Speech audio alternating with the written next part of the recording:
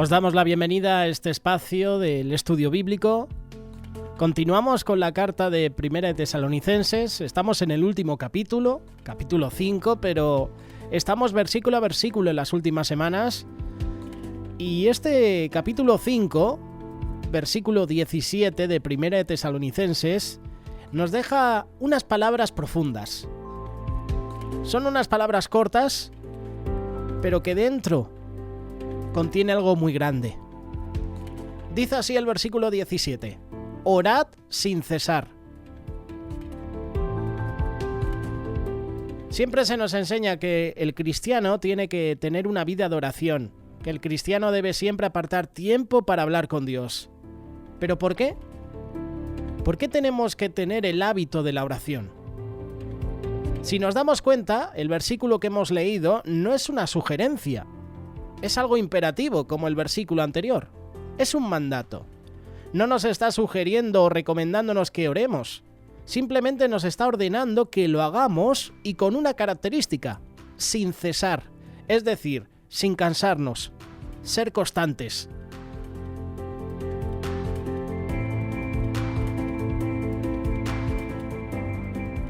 Hay que tener en cuenta una cosa, y es que nuestras oraciones son parte de nuestro servicio a Dios. Ana tenía un ministerio precioso en el templo. Ella servía al Señor con sus ayunos y con sus oraciones. Muchas veces no podemos salir a predicar, y lo estamos viviendo en estos días.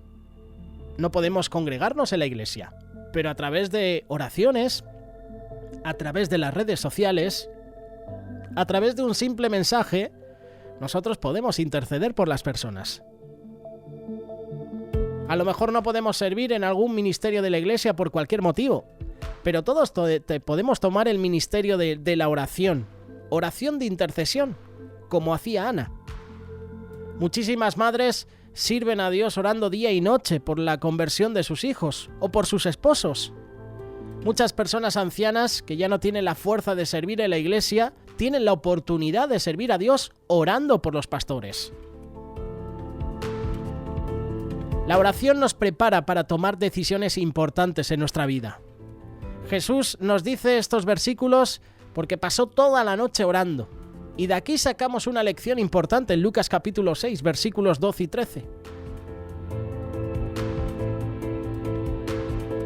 ¿Cuánto tiempo le hemos dedicado a pedir dirección de Dios a través de una oración?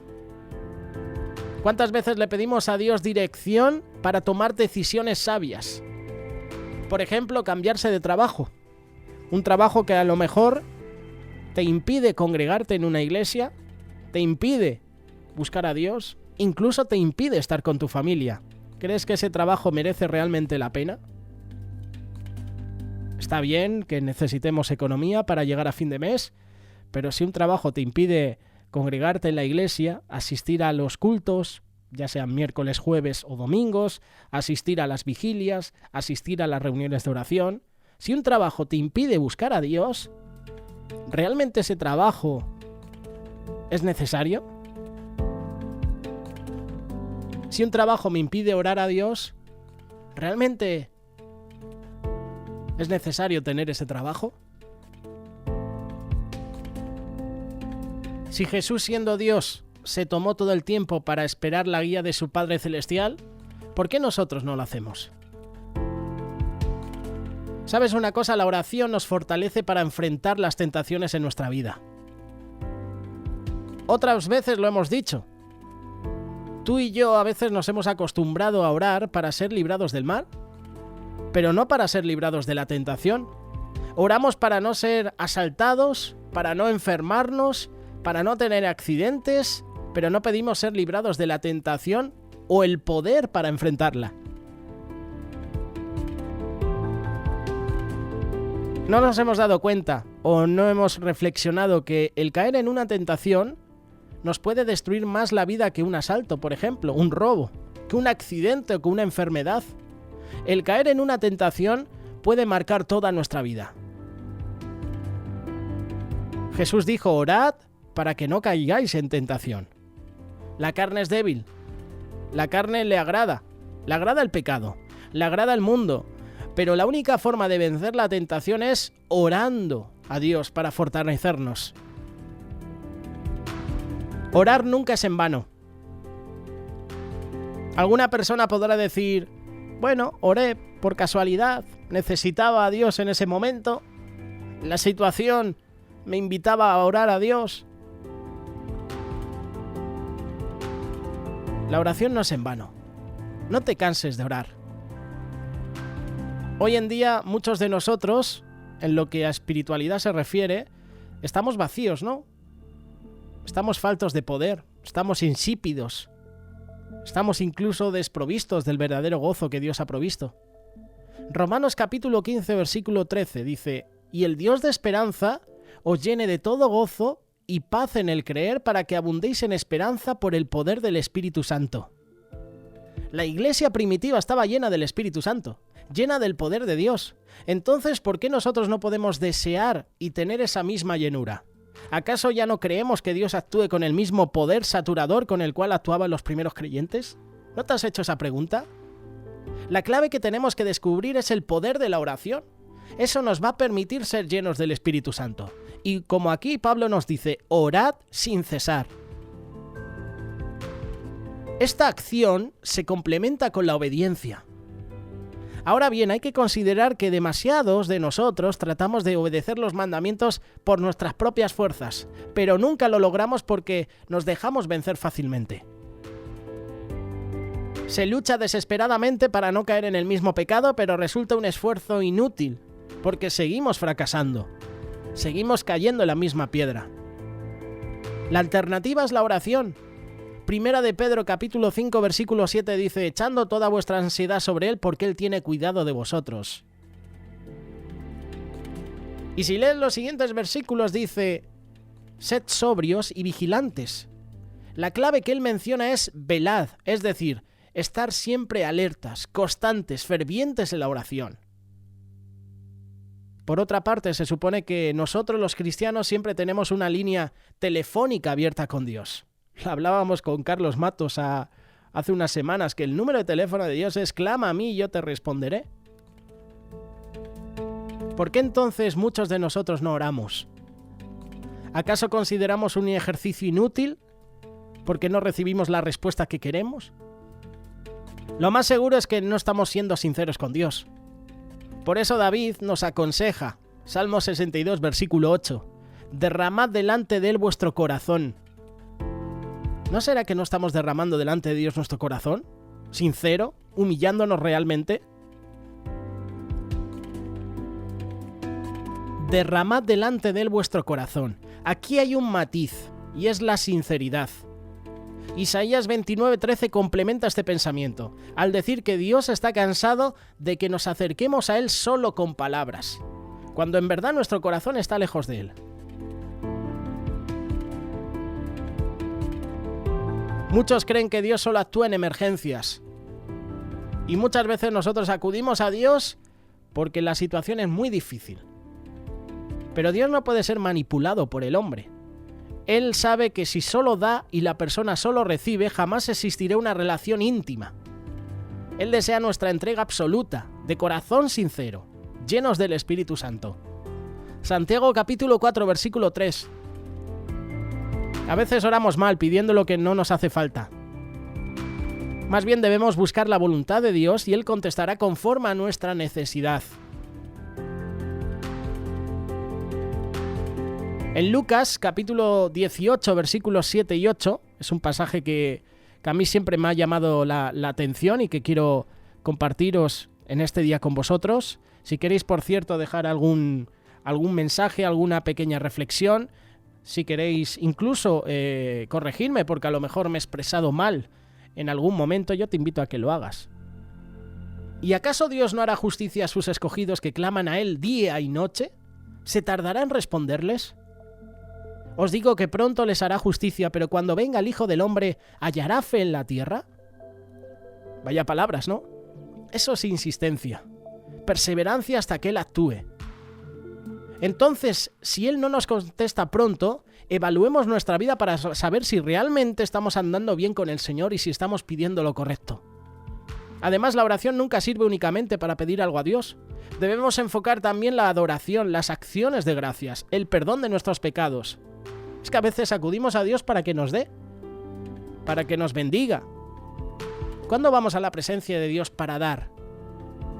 Acción de gracias, perdón de nuestros pecados, adoración, honra. De ahí que el apóstol Pablo nos haga un desafío en este versículo que hemos mencionado, 1 Tesalonicenses capítulo 5, versículo 7. Orad sin cesar.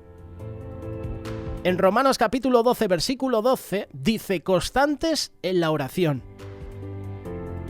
Y por otra parte, en Hebreos capítulo 4, versículo 16 leemos: acerquémonos pues confiadamente al trono de la gracia para alcanzar misericordia y hallar gracia para el oportuno socorro. Tengamos siempre en mente a los grandes hombres de Dios. Fueron grandes por el poder de la oración. Es el caso de Daniel, es el caso de David, es el caso de Jesús, es el caso de Pablo. Constantes en la oración. Oraban sin cesar. Muchas veces hablamos de conceptos, de necesidades, de responsabilidades, pero muy pocas veces hacemos o lo llevamos a cabo, lo ponemos en práctica. ¿Por qué? Porque a veces lo queremos al momento, porque para nosotros es lo más importante. Decimos que es importante orar porque la oración es algo vital, es lo prioritario, pero lo cierto es que no sabemos cómo desarrollar este precioso ministerio de oración. ¿Por qué? Porque al final nos acostumbramos solo a buscar a Dios para que nos dé. Señor, bendíceme a mí. Te pido que me des esto. Podemos afirmar que un gran porcentaje de nosotros entramos en el lugar de la oración buscando la presencia de Dios solo para que Él nos dé.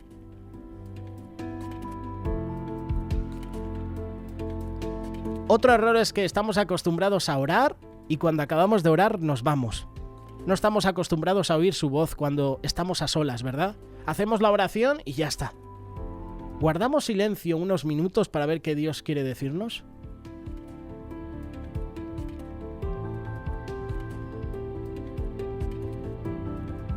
Si nosotros no estamos orando, no podemos profesar amar a Dios, porque amar demanda dedicación de tiempo. Amar envuelve la expresión de afectos, de alabanzas a Dios. Y como hemos compartido hace unos días, tener una relación toma tiempo. Desarrollar una verdadera relación con Dios toma su tiempo. Puede ser nuestra meta. Hay que entender que ninguna cantidad de servicio puede tomar el lugar de la oración. Y a veces dedicamos más tiempo a otras cosas que a la oración.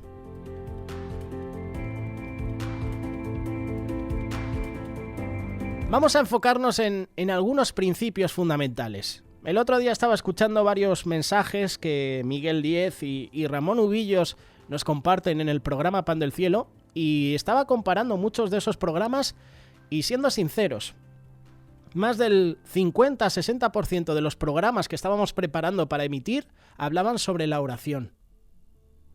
¿Por qué será? Porque la oración es vital en un cristiano. ¿Cómo se titula el libro de Miguel Díez? Orar como respirar. La vida espiritual del creyente no crecerá ni estará por encima de su nivel de oración. En otras palabras, en el mismo grado en que oremos, estará nuestra vida espiritual. Quizá podremos tener momentos de avivamiento, de consagración, pero después bajaremos al mismo nivel de nuestras oraciones. Luego nuestro nivel de discipulado se va a equipar con nuestro nivel de oración.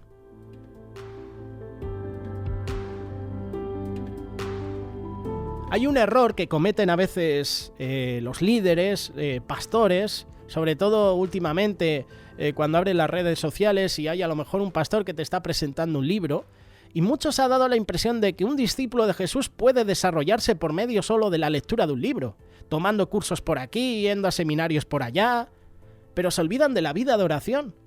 Sin embargo, resulta que nuestro nivel de discipulado se equipara con nuestro nivel de oración y luego con las obras que realizo. Lo que aprendo de parte de Dios en la palabra, luego lo tengo que llevar a la práctica. Y hoy en día hay muchas personas que están diciendo, léete este libro y podrás ser un...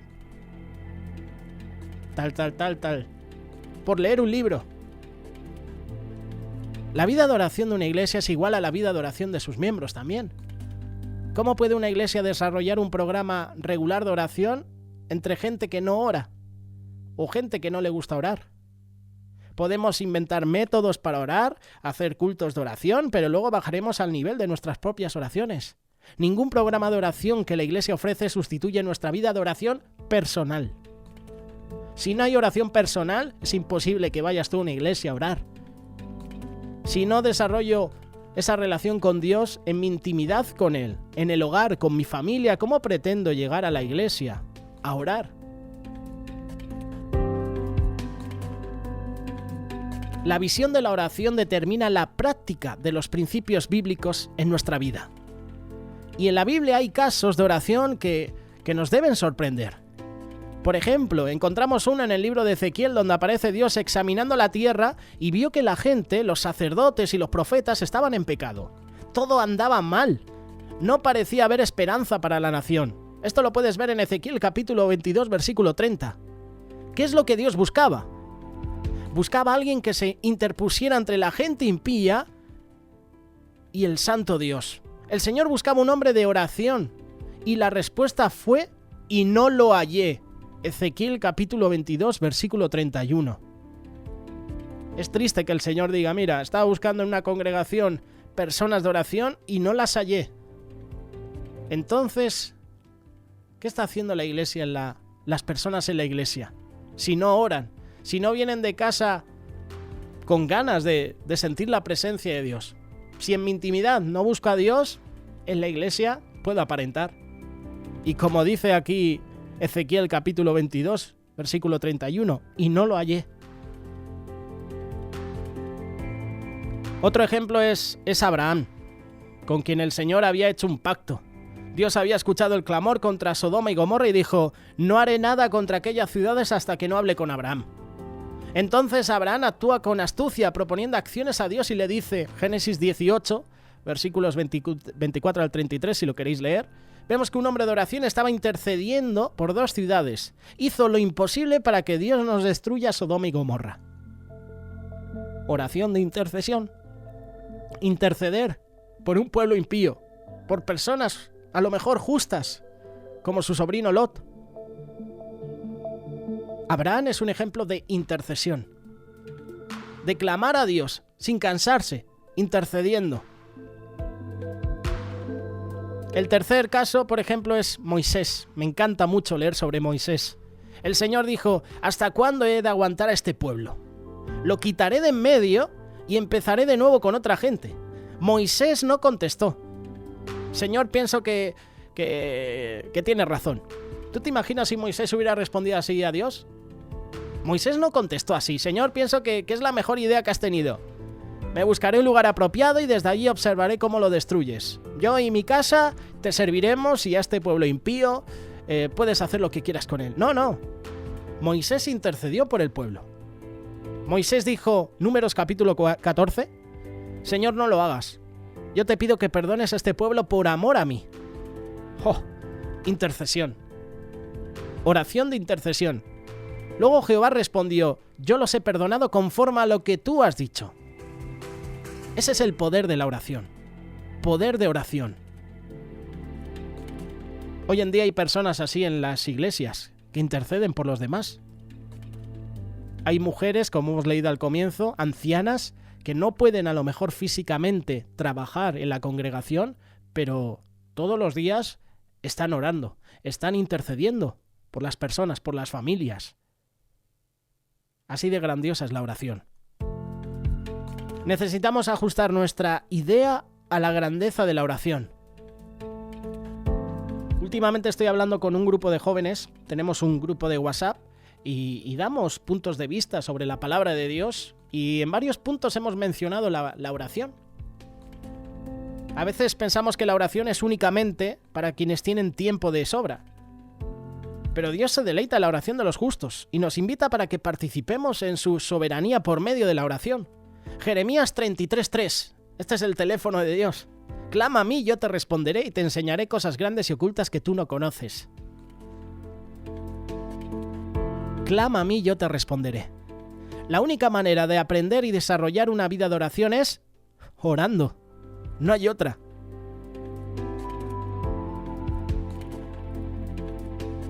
En Mateo capítulo 6 encontramos a Jesús enseñando sobre la oración. Él suponía que sus discípulos oraban. Entonces les dijo, Mateo 6, versículo 5, Jesús les contesta con preguntas básicas. ¿Cuándo orar? ¿Dónde orar? ¿Cómo orar? ¿Cuándo orar? Esto tiene que ser una parte regular de nuestra vida. En Lucas capítulo 18, versículo 1, habla sobre la necesidad de orar siempre y no desmayar. Como te mencionaba el libro de Miguel Díez, orar como respirar. ¿Dónde orar? Entra en tu aposento, es decir, en un lugar privado de oración. No busquemos un lugar en medio del tráfico o mientras oímos música con alto volumen, no, en la intimidad, porque al final estas cosas te desconcentran. ¿Dónde orar? En tu aposento. ¿Cómo hacerlo? Padre nuestro, que estás en los cielos. Esto es lo que decía Jesús a sus discípulos. Esto indica nuestra relación con Dios y también con los hermanos. Necesidad de estar en paz con todos. Santificado sea tu nombre. Muestra la necesidad de alabarle, de adorarle.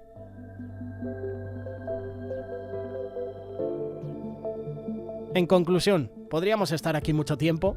La oración funciona. Algo ocurre cuando empezamos a orar, cuando comenzamos a tomar en cuenta a Dios.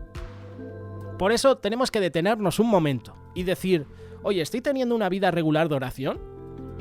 Si no lo estoy teniendo, entonces pongámonos como meta buscar más a Dios en oración y comprobaremos cómo Dios contesta nuestras oraciones.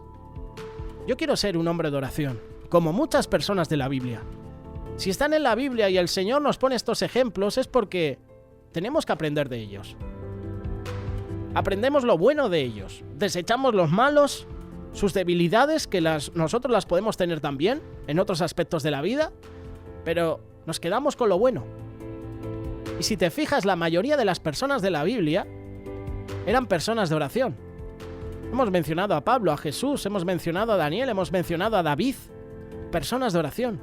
Abraham intercedió, Moisés intercedió, Ana intercedió en el templo.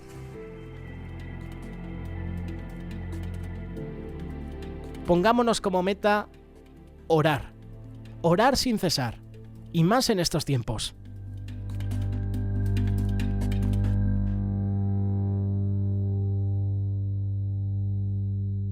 Radio Solidaria, una radio comprometida.